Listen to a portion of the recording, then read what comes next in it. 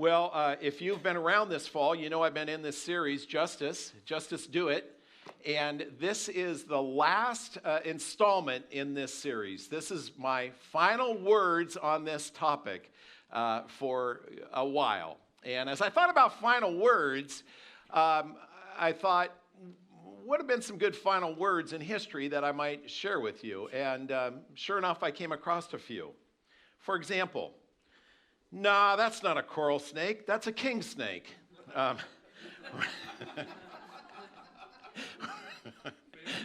Scott, you get it.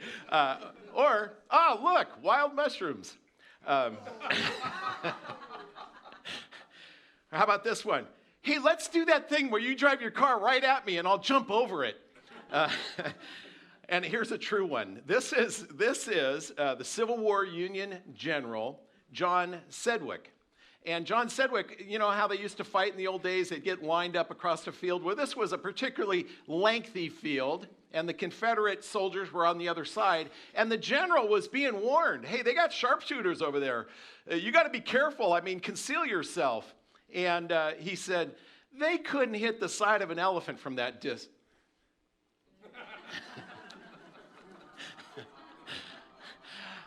That's a true story.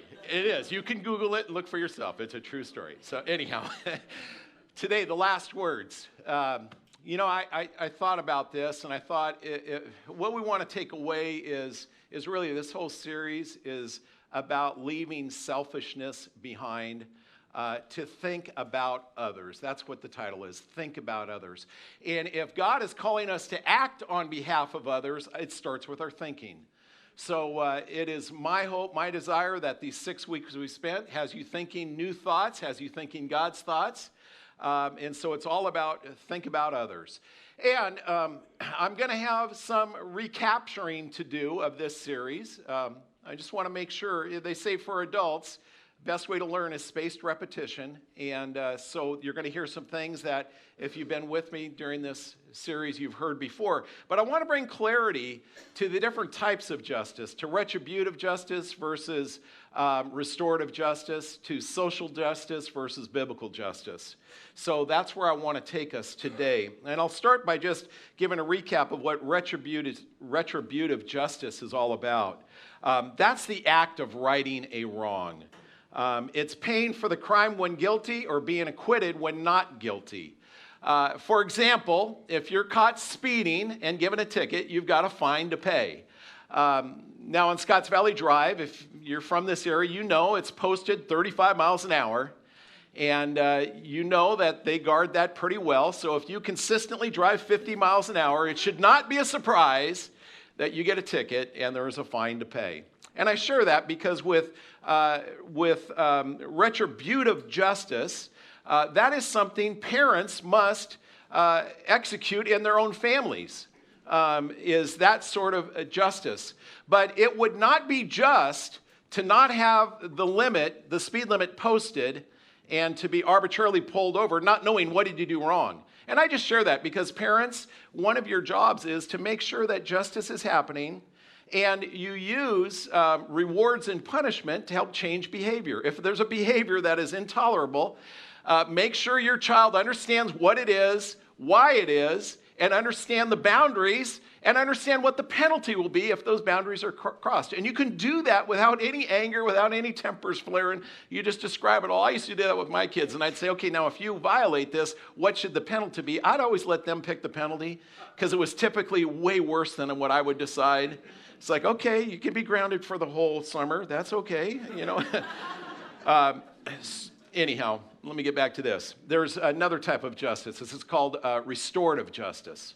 And restorative justice is when everyone is treated fairly and not judged on innate characteristics they can't control. What are innate characteristics? Things like your gender. And I know if you were born, there was a long period of time, if you were born as a female in China, there was a good probability you would be rejected. Today, it's that way in India. If you're born as a girl, oftentimes girls are simply abandoned on the side of the road, left to die. That is not just. That is not restorative justice. Or other innate qualities such as the color of your skin, your IQ, your physical features or deformities. And I think about, we're coming up on our Global Impact Month, and we're going to have Natalie Charlatan and her husband Pierre with us. And they are in Haiti, and they have an orphanage where they specifically take care of children that are deformed with severe disabilities. And they just see that and just say, they have this disability. They were born with it. It's not their fault. They deserve to be equally loved like anybody else. And it's a tremendous justice ministry. We're going to hear from them.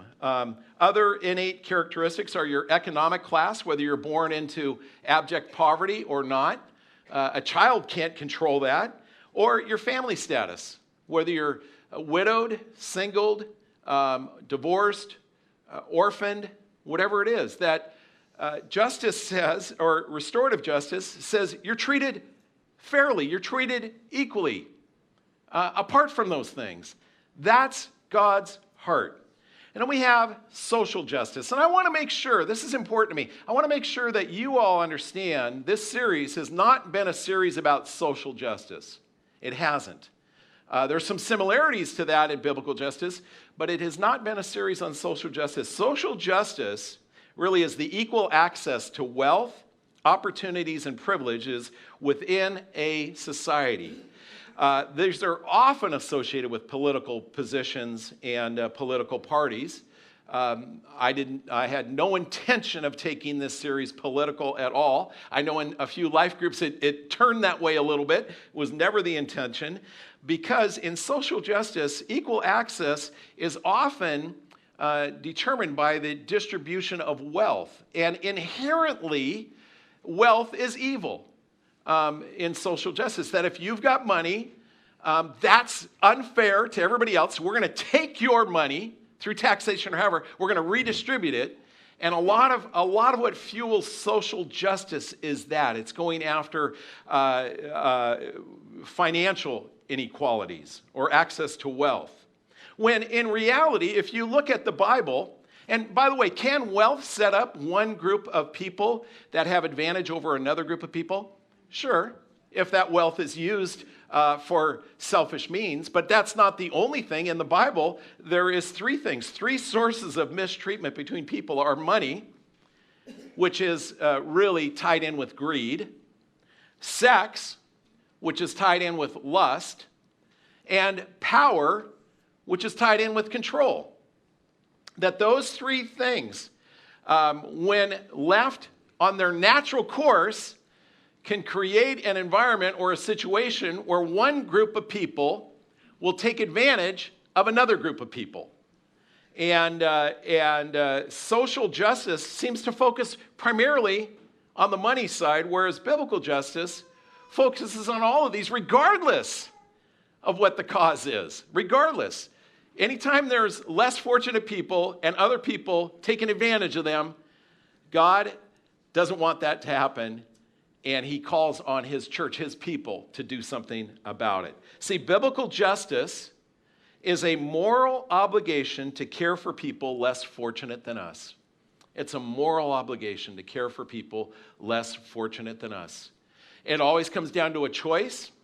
It's not something that's legislated for us. It's a choice to look at who are those people in your sphere of influence that are less fortunate to you, primarily due to no cause of their own, due to innate characteristics. And this is where a tremendous amount of discernment is needed. There are homeless people, and you can say, well, they're less unfortunate, but there's a significant portion of homeless people that are choosing to be homeless. They want to be. Well, that's their choice. So let them be then. But this is where it's innate characteristics. You don't have control over it. They're less fortunate. We do something. It's grounded in the nature of a holy God, and it transcends cultures. It transcends cultures.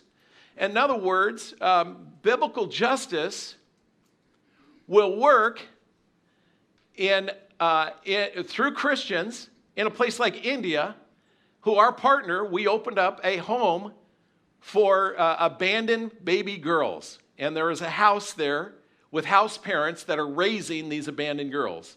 That's biblical justice in a society that doesn't support it. That's what happens, or that's what biblical justice does. Why it's so important is one of the fundamental characteristics that sets human beings apart from other creatures is that God created is their need for justice. We have that. It's woven into us. It's in our DNA, this need for justice. And last week I talked about the animal kingdom. And animals, they don't live by the same set of rules. It's not wired into them. They will kill their own kind. They will abandon their offspring. Sometimes they even eat their offspring.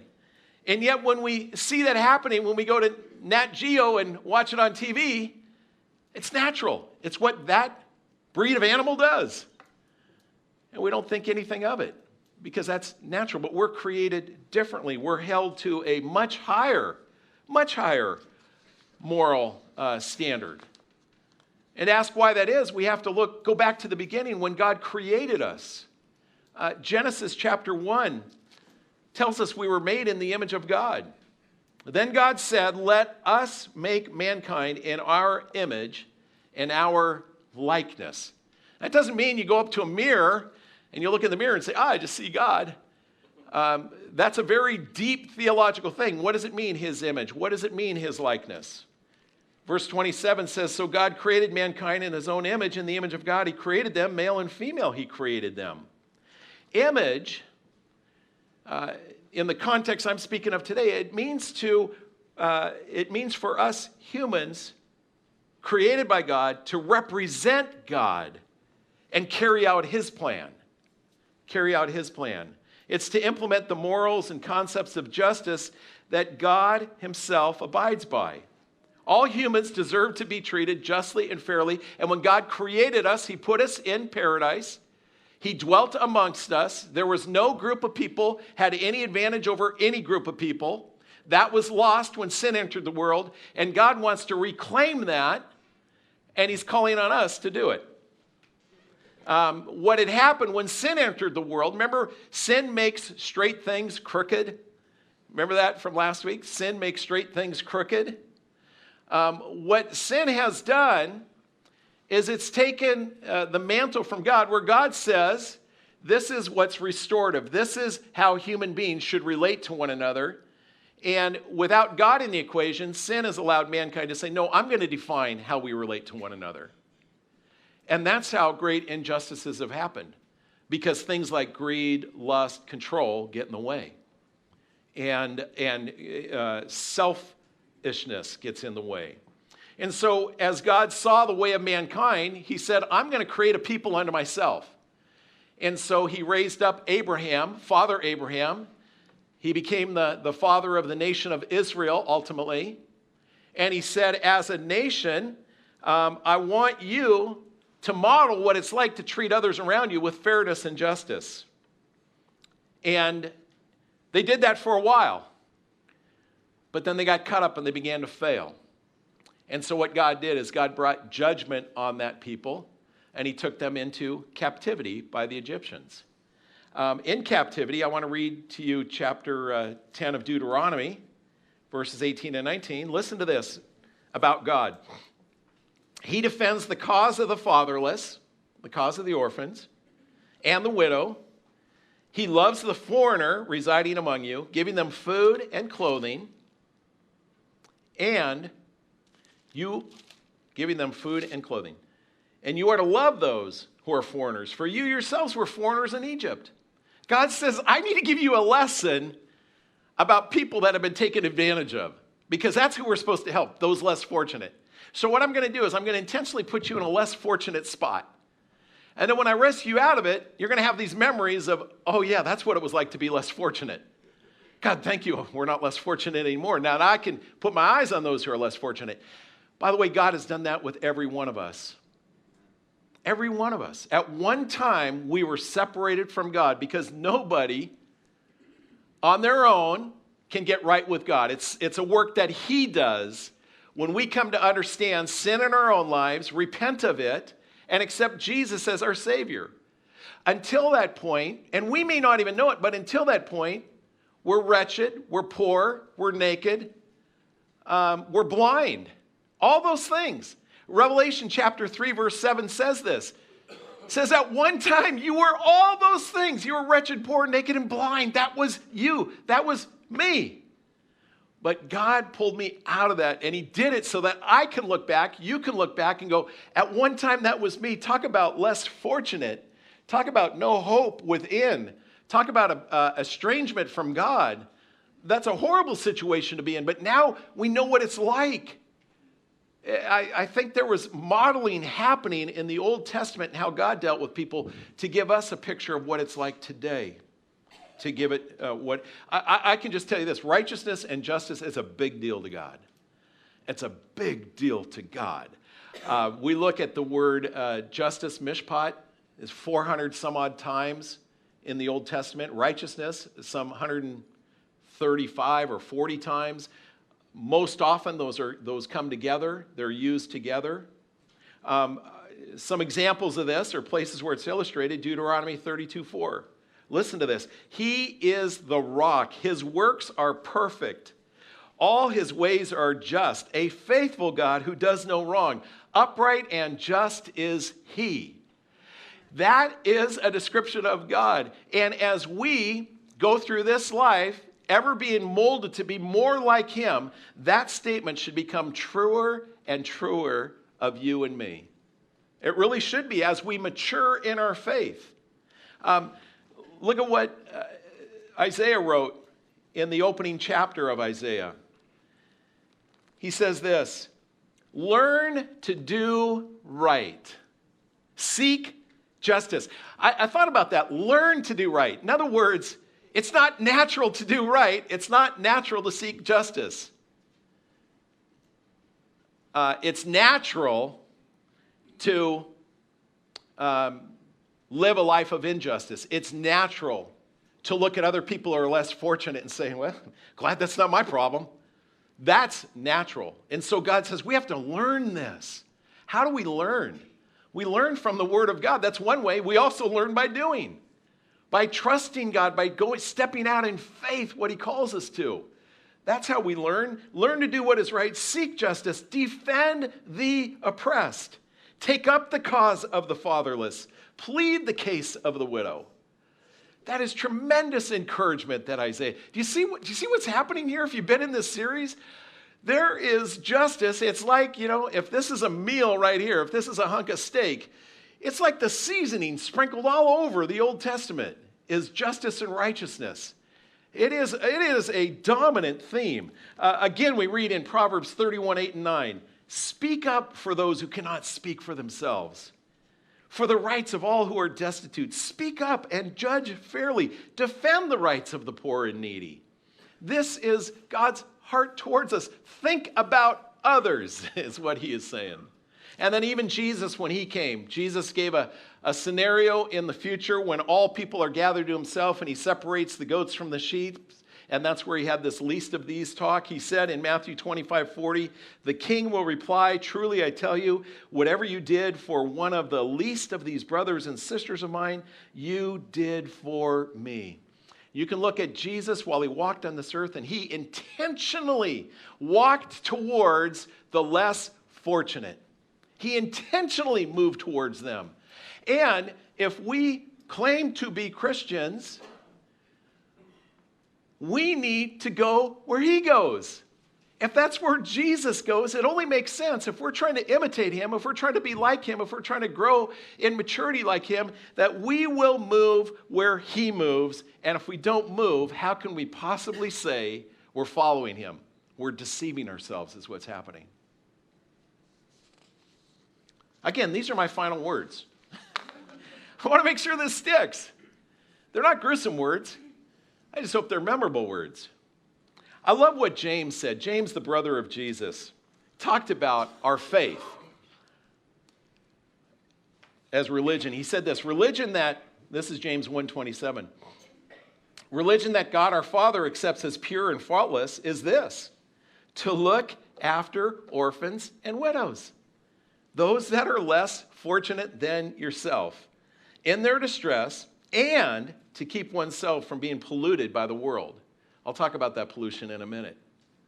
But to look after, that's what God accepts as pure. It's not pure when all you're doing is thinking about yourself.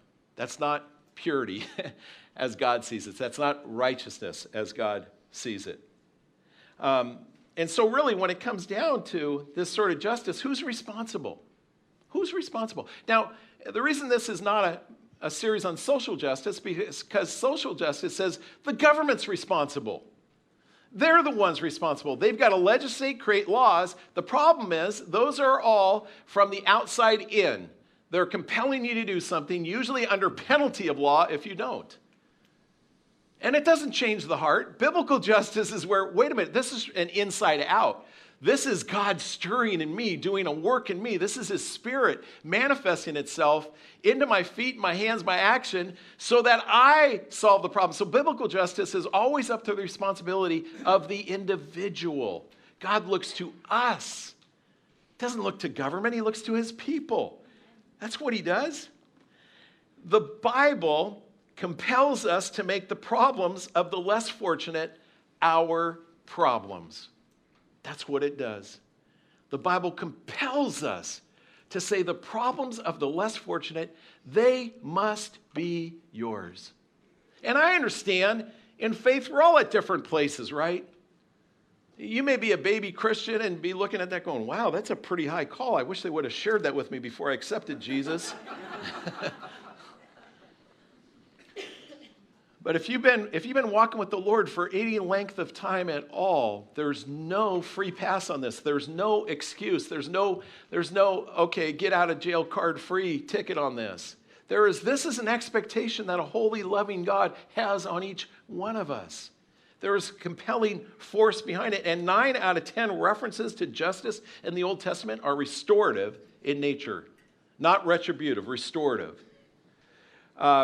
We are called to make sure, is there anybody that's being taken advantage of? Is there anybody less fortunate that we can do something about? And if the answer is yes, it's not if it's yes, the answer is yes, then what are we doing about it? That's what it's about. And a lot of times that involves our money. That involves our money. Remember that verse I shared earlier about religion that God accepts as pure and faultless is to look after widows and orphans and to keep oneself being polluted by the world? I think the greatest pollution danger that you and I have is money. Because there's a lot of power in money. There's a lot in money. And so how do we deal with money? Well, I get this. In Scripture, gifts to the poor are called acts of righteousness. We tend to think of righteousness as, no, I'm righteous because of how much I pray or study my Bible or read or fast or all do these private things. Righteousness is always how you're relating to other people. And in Jesus' day at the temple, there would be people that would bring in their gifts, their acts of righteousness, specifically for poor people, and they would announce it with bells and trumpets and, hey, everybody, look at me. Woo, I'm giving a big check here. Take note, everybody. And see, their heart isn't after the people. Their heart is after the acclaim of man. That's what their heart's after. And God says there's no reward in that. Jesus said this, Matthew 6:1, be careful not to do your acts of righteousness before men. And really that comes down to giving, to be seen by them. If you do, you'll have no reward. There'll be none. No trumpets, no major announcement. I think when money, it's one thing to have money, and God is not opposed to that at all. It's another thing for money to have you. That's where the problems start happening, when money has you. And by the way, it doesn't take very much. God likens our money to manna. Remember the Egyptians? When they're freed from Egypt, they're going through the desert, and they got hungry, and so God provided manna, this flaky type substance that would appear on the ground, and God says, yeah, eat it. It's good. It's nourishing. It's good food for you. But just take what you're going to need for today. Don't store it up. And so people didn't have faith on that. They'd store it up. And what did it do? It rotted. It rotted. Manna is kind of the same way. Money is a gift of God, just as manna was a gift from God. You know, some are better at producing it, granted. Some are better at it. But whatever you earn, it's coming from God. We have to understand that. If it's coming from God, you have to say, God, why are you bringing this to me? Is it for me to build up my barns and make them bigger? Is it for me to take care of my needs? And the answer to that question is no, that's not the reason. The answer, I've given you this ability, this gift, if you will, is so that you can be generous towards others. You can help those who are less fortunate than you. And by the way, if you store it up for you, here's what's going to happen. It's going to rot your soul. That's how you get polluted. Isn't pollution like decay, rot? That's what's going to happen. James, in chapter 5, ends up saying this. He says, I got to find it. I know he said something.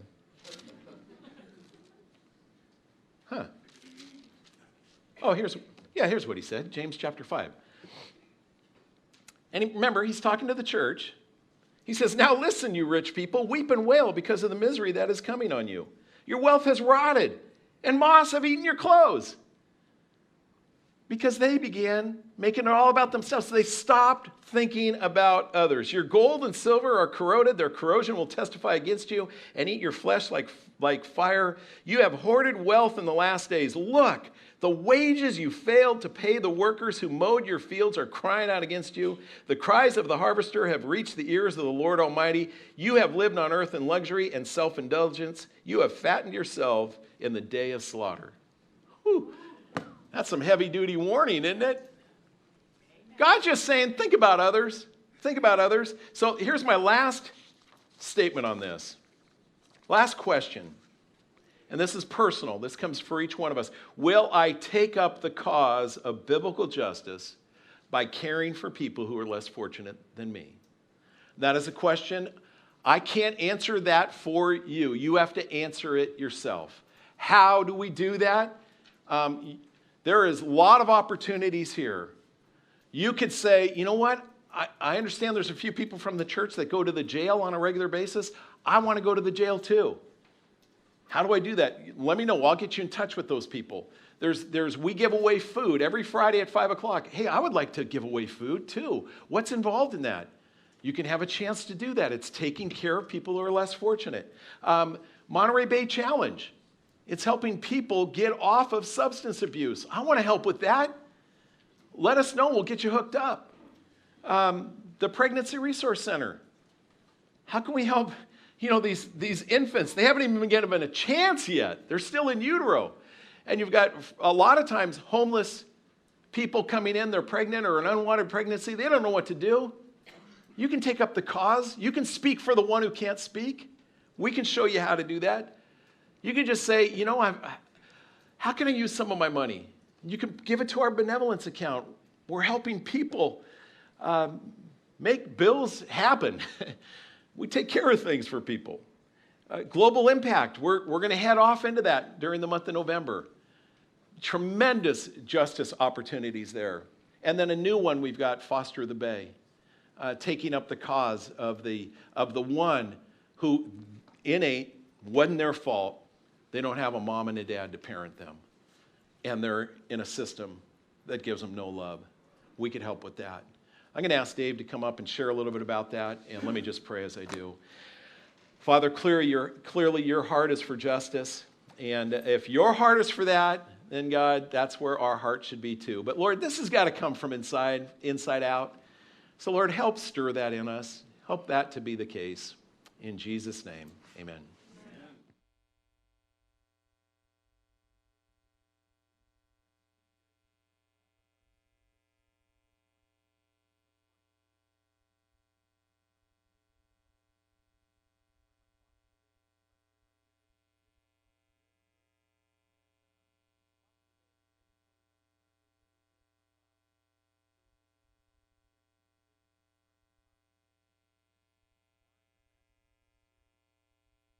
A difficult challenge, but it can be so rewarding and full of love.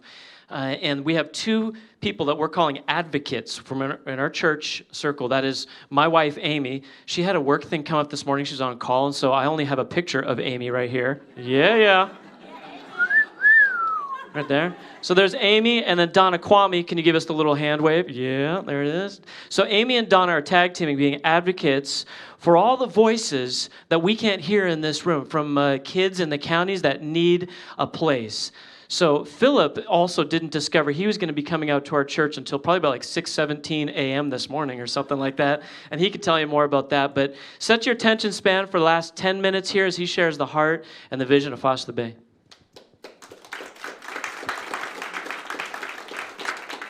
Well, yeah, thank you so much. As Pastor Dave said, my name is Philip Pattison, and I did find out about a few hours ago, that I got the opportunity to come. The person who was going to be coming is fostering right now, and is fostering a high needs young boy, and something came up, so she's in the ER right now. And so I got the phone call, and so I'm here. I'm so grateful for the opportunity. And again, my name is Philip, and I'm with Foster the Bay, and Foster the Bay is a coalition of churches here in the Bay Area, across all 10. We're moving towards all 10 counties of the Bay Area, working together to provide a loving home for every child in the foster care system. And I want to tell you just a little bit about kind of the heartbeat behind it, as Dave said. And let me just begin, if I could, with just a quick story. Let me tell you about a beautiful little girl. Within hours of this little girl being born, she was placed into the foster care system. And by the time she was 2 months old, she'd already been cared for by 4 different moms. We know, statistically, like the outlook on this little girl's future is pretty bleak, right? She's got a whole world of statistics fighting against her. You guys have explored some of that with some of the videos that you've seen over the last couple of weeks here at Gateway. We know that 71% of girls in the foster care system will be pregnant by the time they're 21. Half will be on the streets half will be unemployed in the mid-20s. A third will be on the streets. Half will have a substance addiction. More than half will have PTSD. In fact, you are twice as likely to have PTSD as a child in foster care than a war veteran. Suicidal tendencies are 4 times higher than that of the average youth for youth in foster care. So I can just keep going with the stats, right? So there's this whole world of stats fighting against this little girl. My wife and I heard about this little girl a few years ago. We just had a lot of conversation and a lot of prayer, and we just said, we aren't God. We can't determine this girl's future, but whatever we could do, we want to help maybe reset the trajectory of this little girl's life. And so about 3 years ago this January, we decided to bring this little girl into our home. And I wish I could tell you her name, and I wish I could tell you some more details about her story, and I wish I could show a picture up here of her face. I can't do that because of privacy laws. But I can just tell you this girl is so full of life and so full of joy. Actually, she's brought so much joy into our home. She's been such a blessing to our family, so much laughter and so many great memories. And we're on track now to move from being her foster family to being her forever family. And yeah, it's awesome. But the thing is, this little girl she's just one of like 7,000 kids in foster care in the Bay Area. 7,000.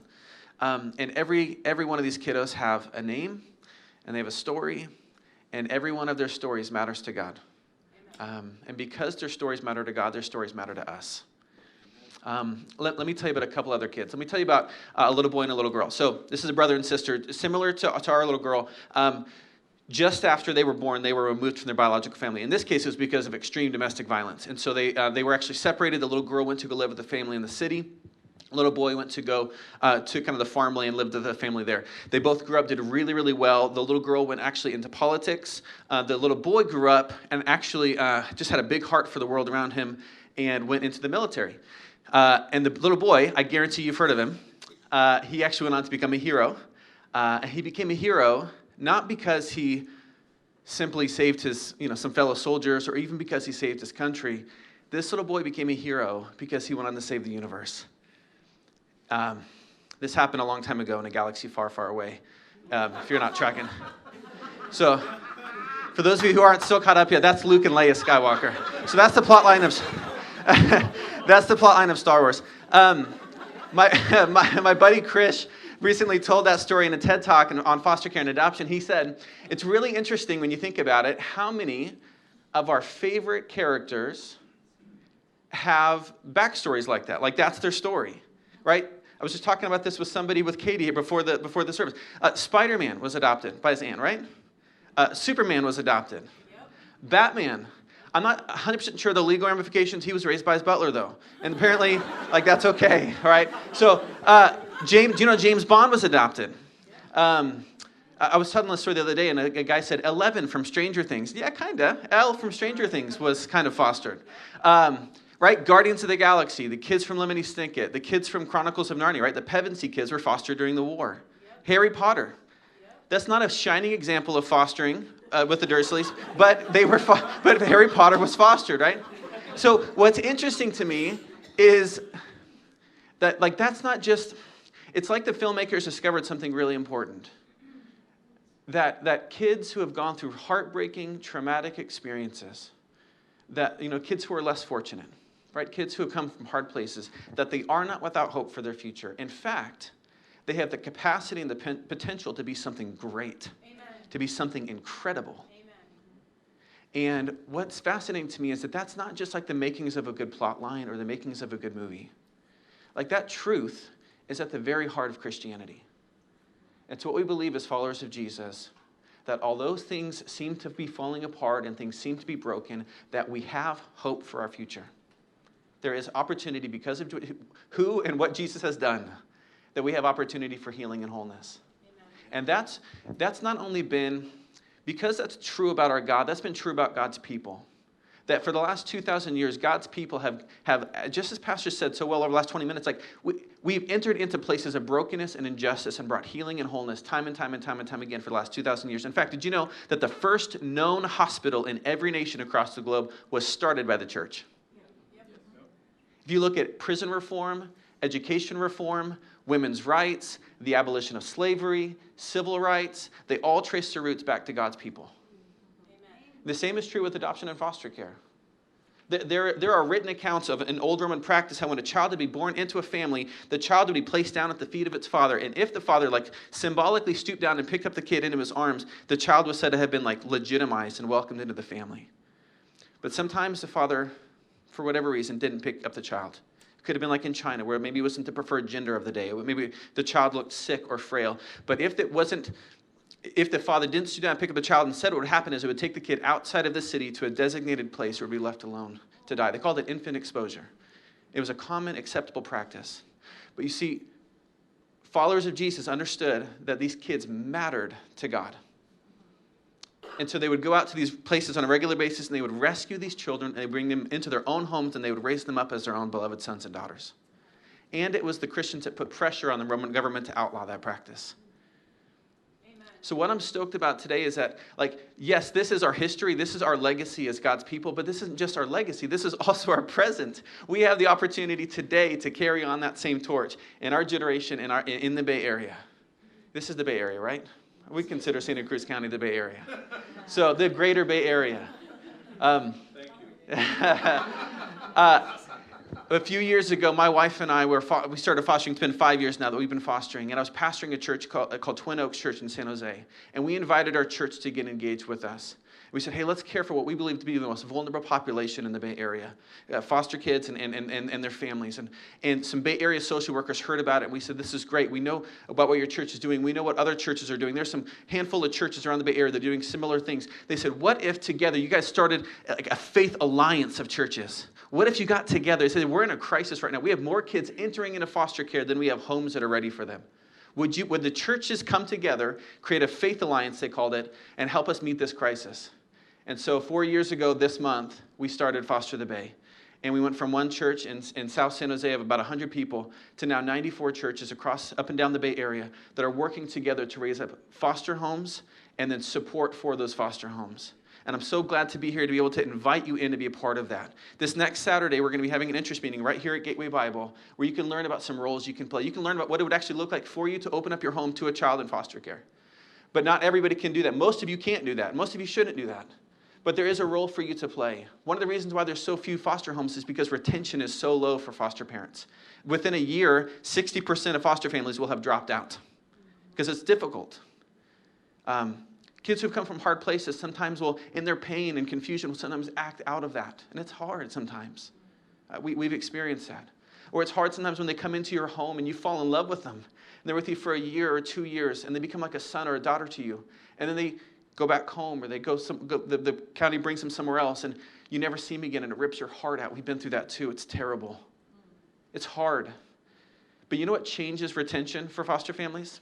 Is if they have a support team around them, if they take that journey within the context of community. So we're also looking for support teams that would babysit and bring meals and encourage them. We have a support friend, my wife and I, that sends a cleaner to our house once a month. That alone is a reason to come to an info meeting on Saturday. Okay, so right. So here's the deal. I'm over my time. I want to invite you to come and join us this Saturday just to learn a little bit more. Learn about what it would look like to foster, what it would look like to support a family that's fostered. Just come and learn how to pray about it. So if you're interested, come out to the back table, hang out with Donna or Amy or myself, and you can fill out this next step card. If you do, just let us know what time to drop off your foster kid to your house this afternoon. I'm kidding. If you fill this out, all we're going to do is we're going to email you, okay? We're just going to email you a link where you can RSVP for the meeting this Saturday, okay? We'll also share with you some other meetings that are coming up if you can't make this Saturday, okay? Thank you again for letting me share a bit. Thank you, Donna, and to Amy, who's not here, but for your guys' leadership in this as well. Appreciate it.